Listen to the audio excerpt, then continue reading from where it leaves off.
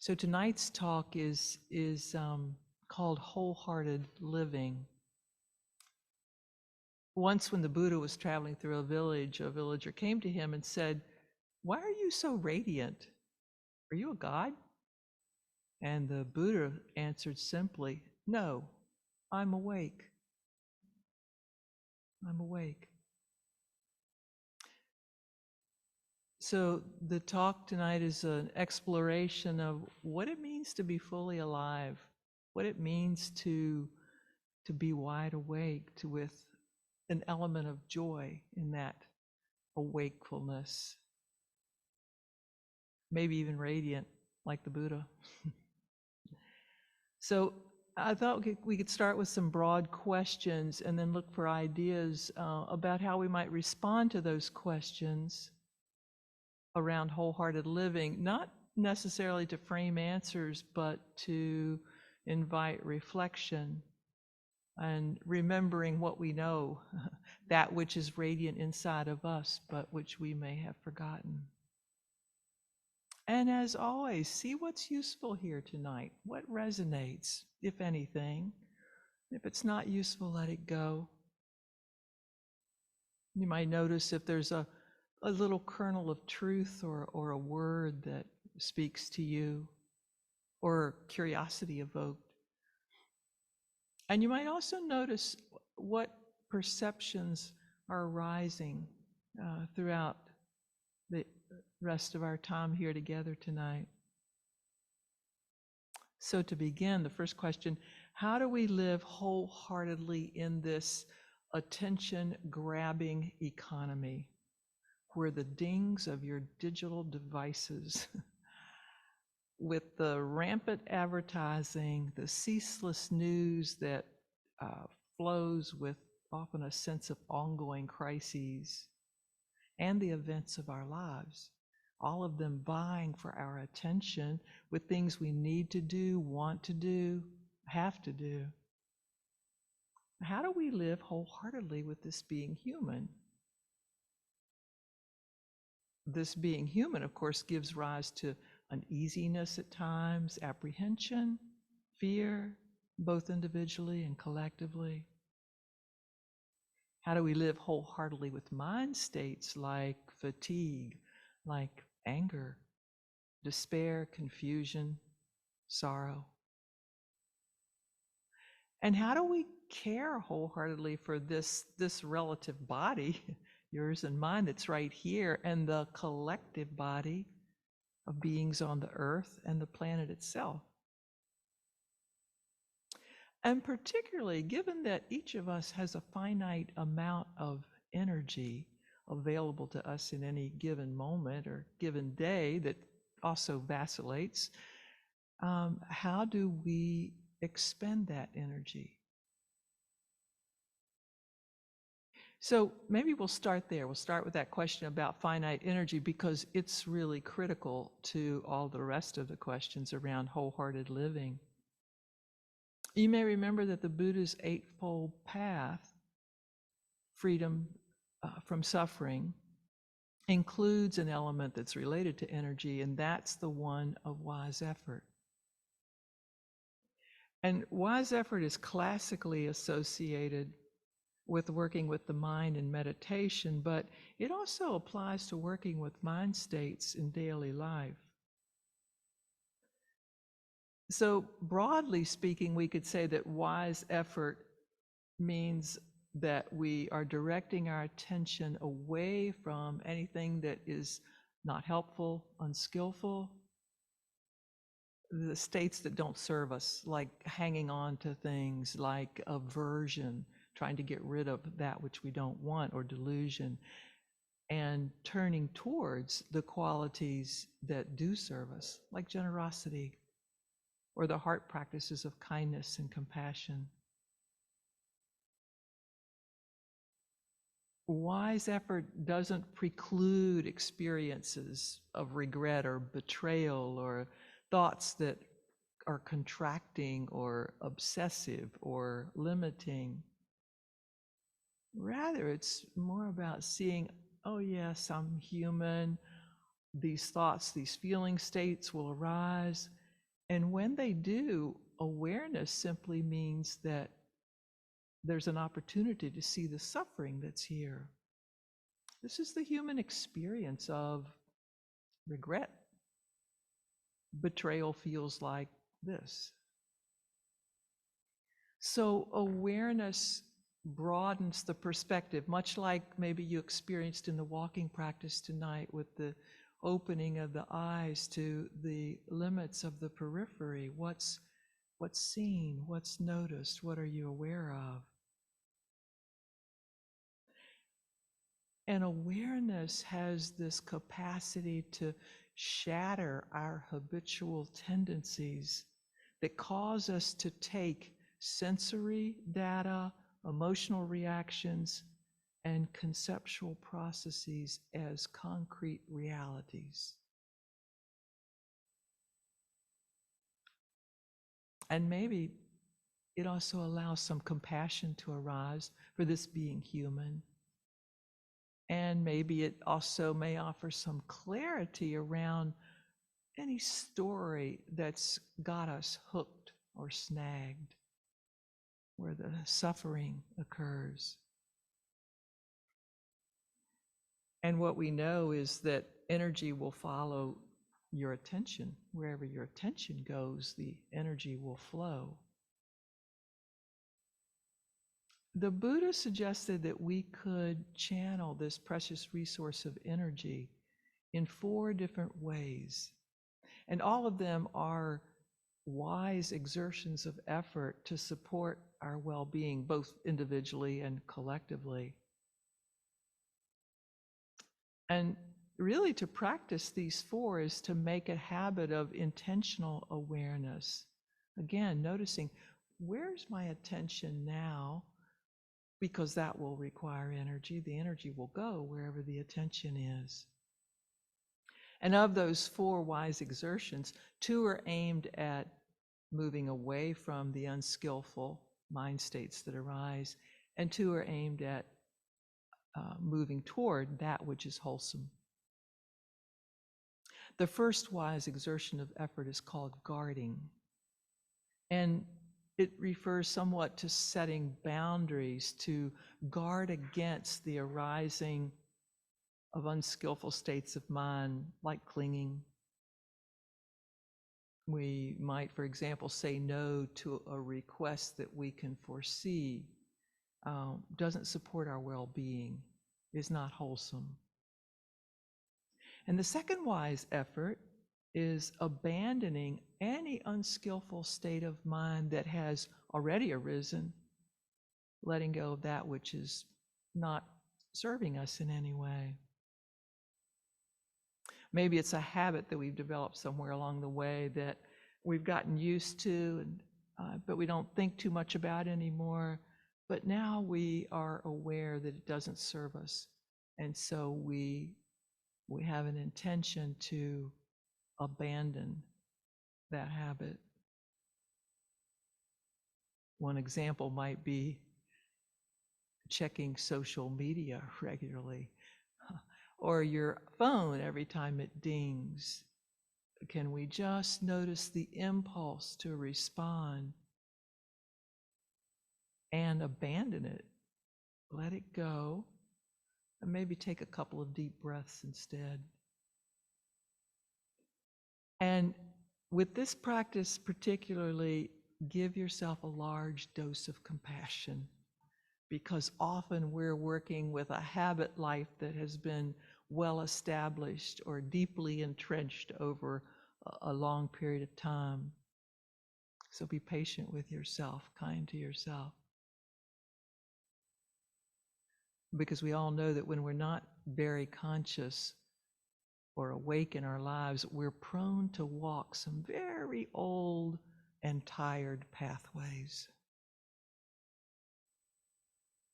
I like this phrase that says, remember that effort to give a wide berth to any harming of yourself creates a powerful field of integrity for yourself, for the world. The third wise exertion of effort is, now we're moving toward those skillful states, is called arousing, where the invitation is toward firing up some wholesome qualities, kindle the delight of being alive, opening the heart to receive life as it is. So I want to invite you right now, in this moment, wherever you are, just to relax the body, sit back, close your eyes if that feels comfortable for you, and if not, maybe just a soft downward gaze. Let the awareness be in the body right now. The breath coming and going.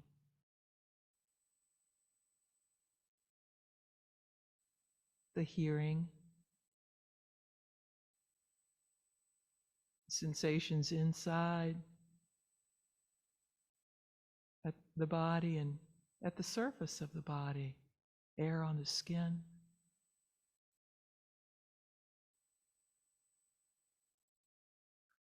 You might notice too what thoughts or mind states are arising.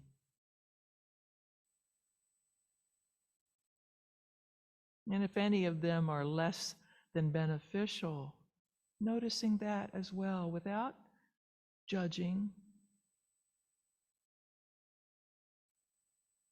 This is the human experience of irritation or worry,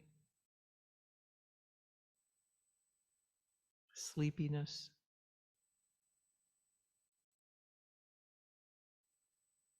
See if you can arouse, generate some ease in the body. Spark a kindness.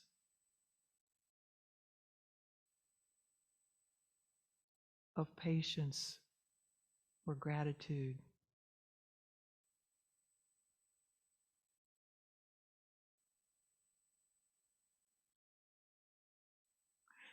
And if that doesn't want to happen for any reason, just noticing that again without judging, just awareness.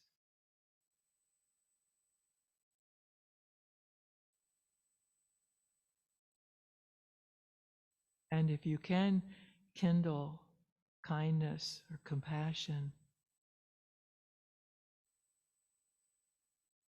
allowing this wholesome quality to suffuse the spaces within you.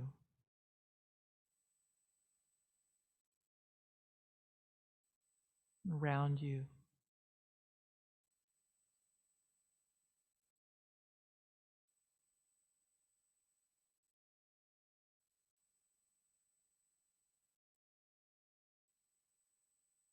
A Chinese proverb says, keep a green bough, a green tree limb in your heart, the singing bird will come.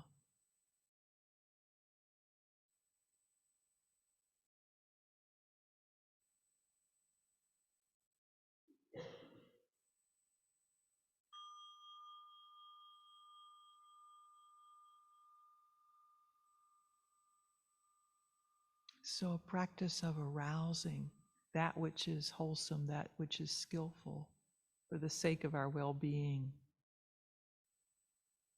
The fourth wise exertion of effort is maintaining. So it's making a habit of appreciation or gratitude for any wholesome state of mind that has arisen. And the beauty of this practice of wise effort is multifold. First, there's the realization that all beings want to be happy, free from suffering. So there's a sense that this is universal. We're not unique. We're human. This is a universal experience.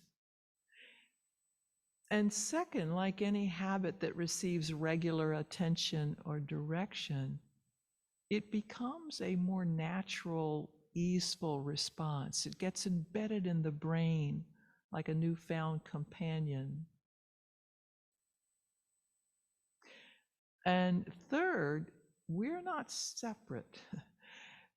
Wise effort creates this field of integrity and benefit for ourselves and for each other. And I'd like for you to take a few minutes right now.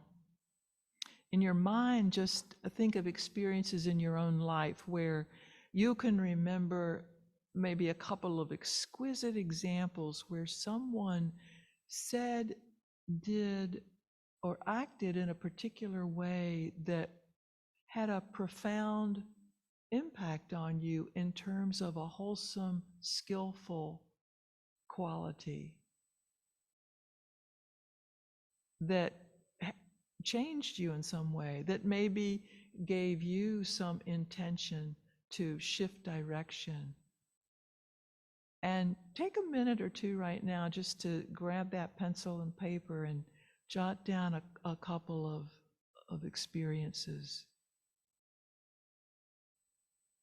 And they can be quite small, but just remembered points of turning.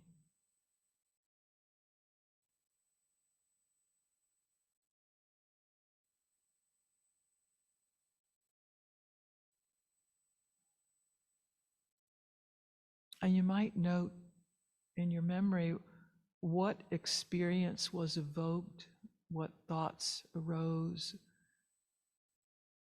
how did it impact you then? How's it impacting you now?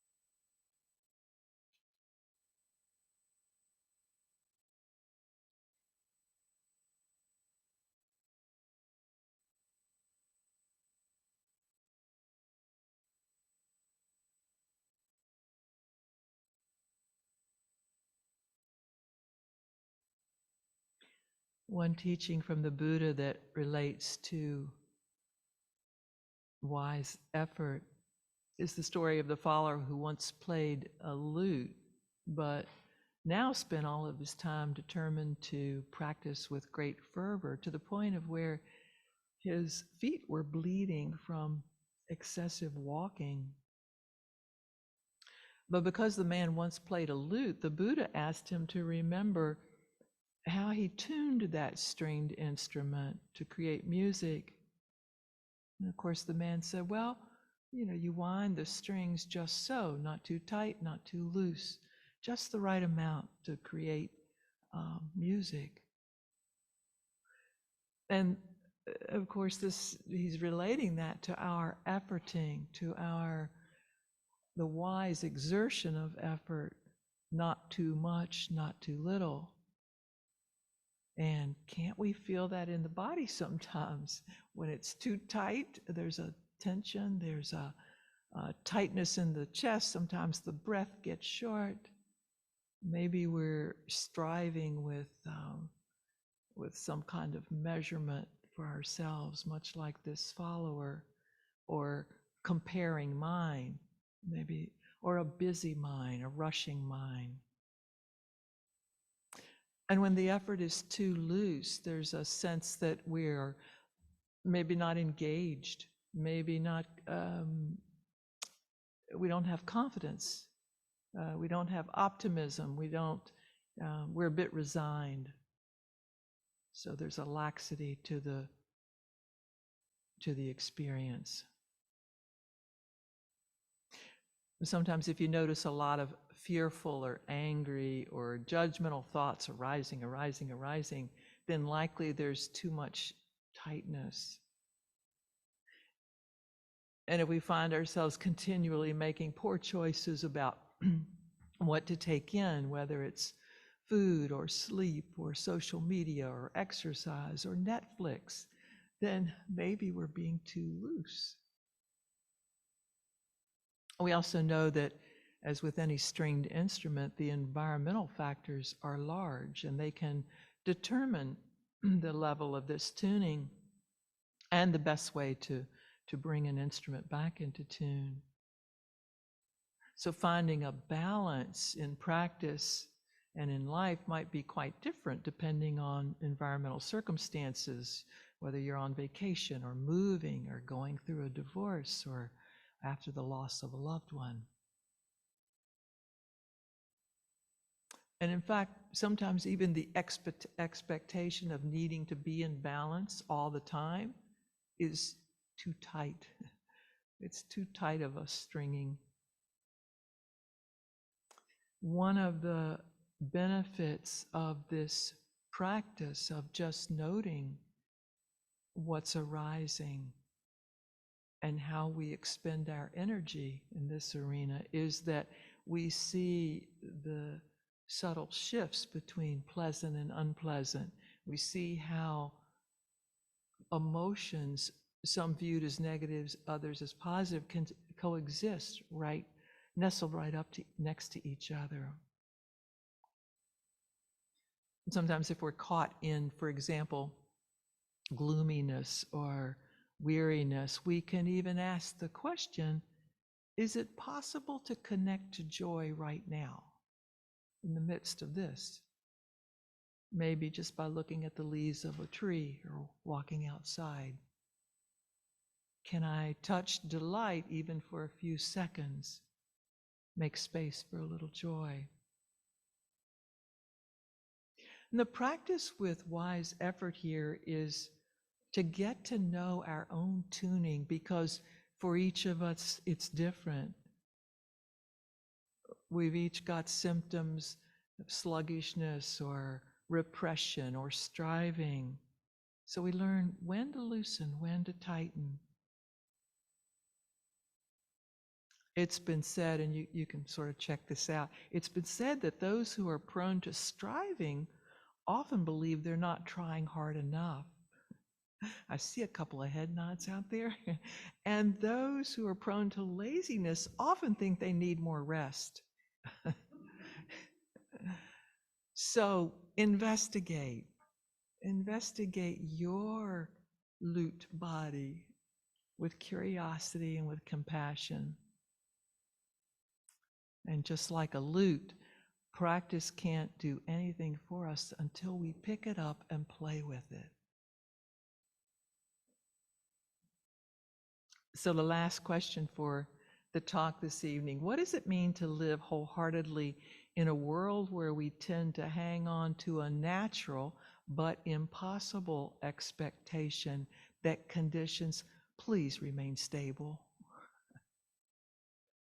Where even knowing the truth of impermanence does not preclude the sting of sudden change. We can see inherently how unstable both the pleasant and the unpleasant are. It changes sometimes second by second. What we know about change is that even if it's refreshing, it entails loss. Nothing new appears till something old ceases.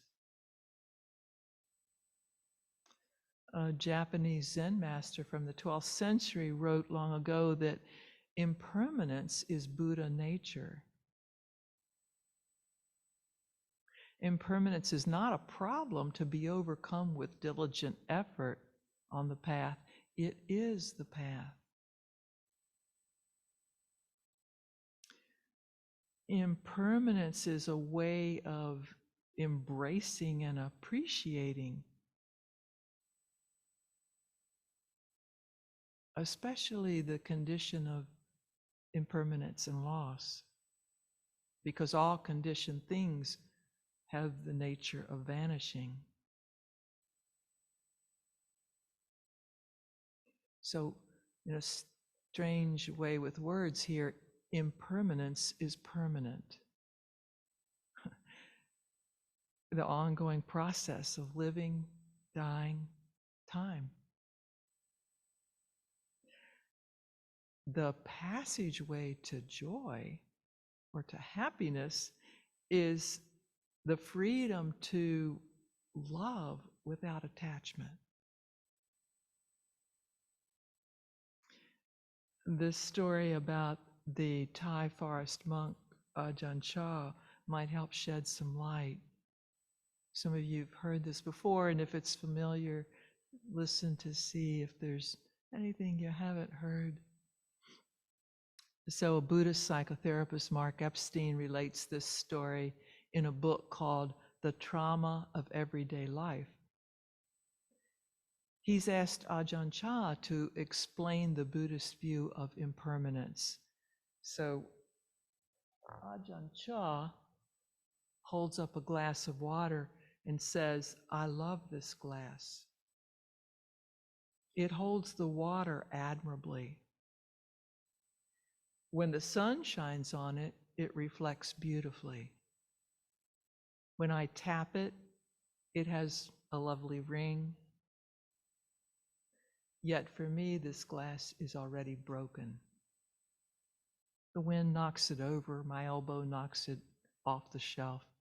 It falls to the ground, shatters, and I say, of course." When I understand that this glass is already broken, every minute with it is precious.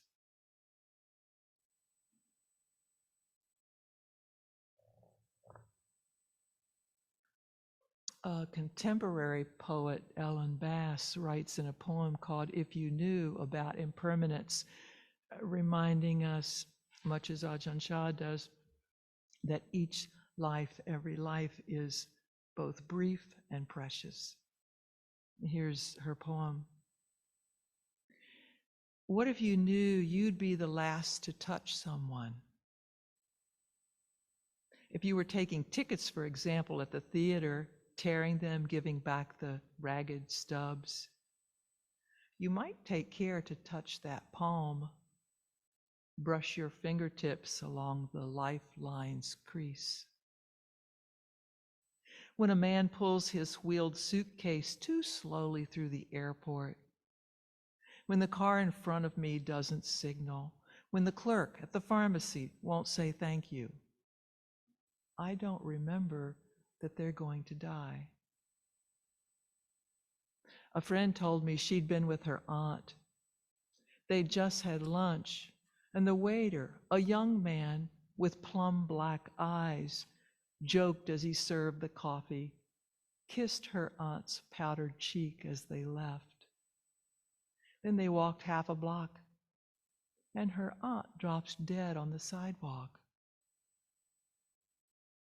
How close does the dragon's spume have to come? How wide does the crack in heaven have to split? What would people look like if we could see them as they are? Soaked in honey, stung and swollen, reckless, pinned against time.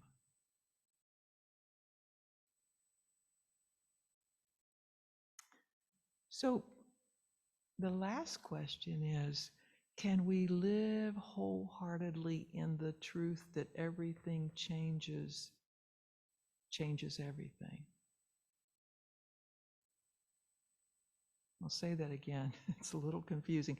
Can we live wholeheartedly in the truth that everything changes everything?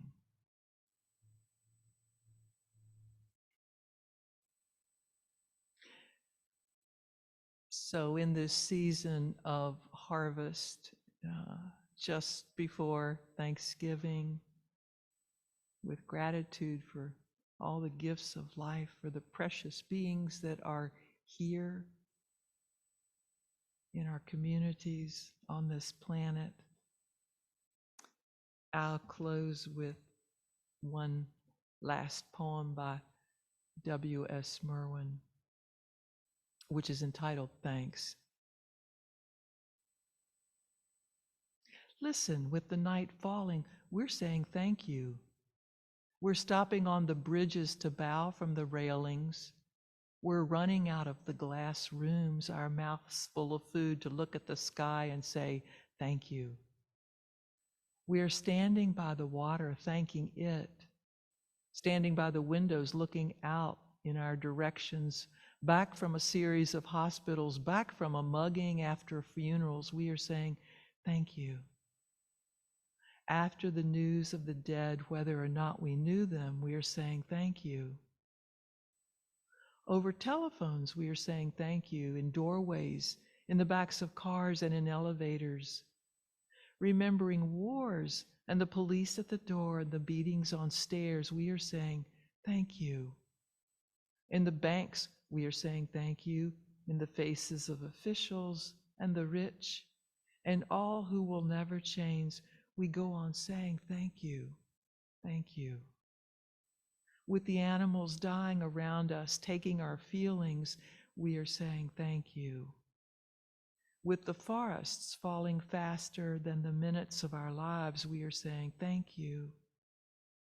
With the words going out like cells of a brain, with the cities growing over us, we are saying thank you faster and faster. With nobody listening, we are saying thank you. Thank you, we are saying, and waving, dark though it is.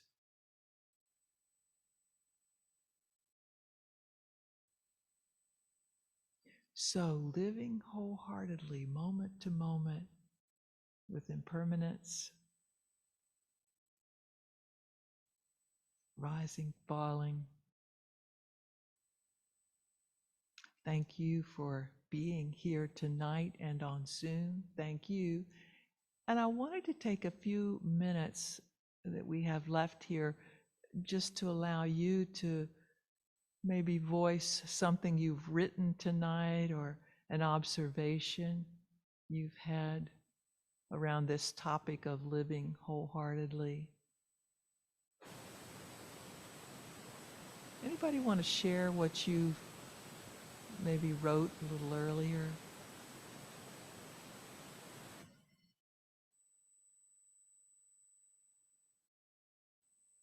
Anybody on Zoom?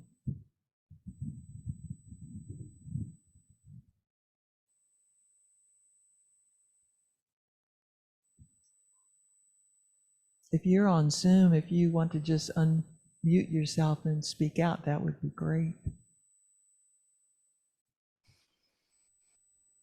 Teresa, you pose a great challenge. You speak to my condition, and I'll work with it. Thank you. Thank you.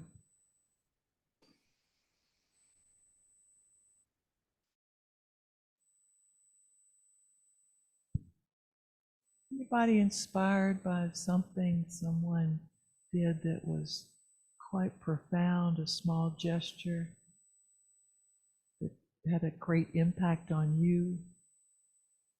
Something they said or did? I can relate one.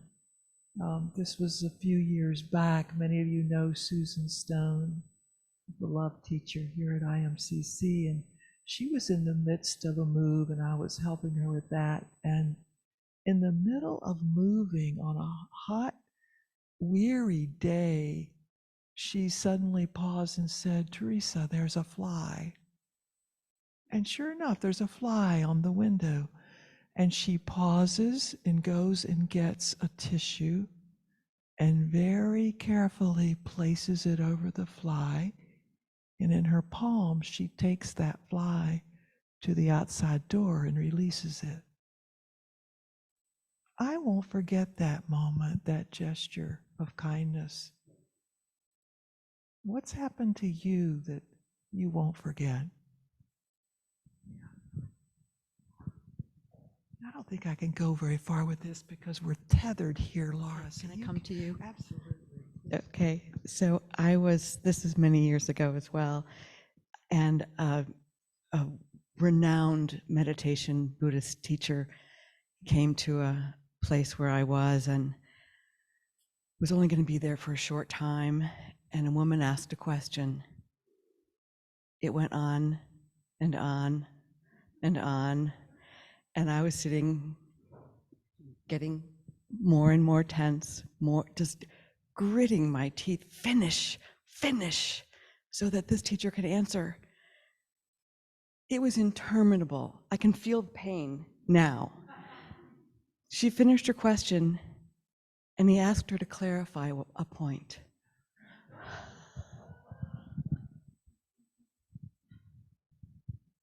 Yeah.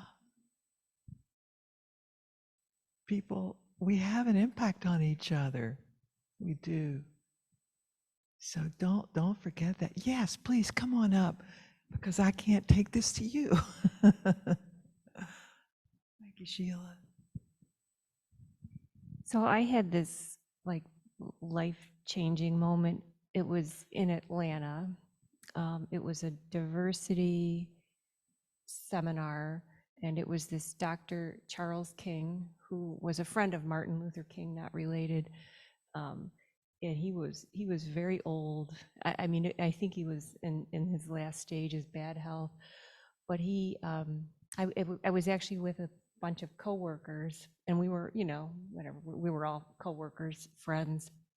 He has us in a circle and picks one guy, and this guy has to be out of the circle. And maybe you guys have been through a session like this, but it was so impactful. So we're all in a circle, told to lock arms and not let this guy in the circle. So he's trying to jump over, crawl under, and we're doing everything we can to keep him out of the circle. And then he asked us all to stop. And why are we not letting him in the circle? Well, because you told us not to. But is that right? He's your friend, he's your coworker. Why would you exclude him? And it really brought to light, certainly institutional racism and hatred, but how we do things because somebody told us to, without that awareness of what's right, what's wrong, what's good. Anyways, I don't want to belabor, but I just feel like we all need to think about that. Thank you, Sheila.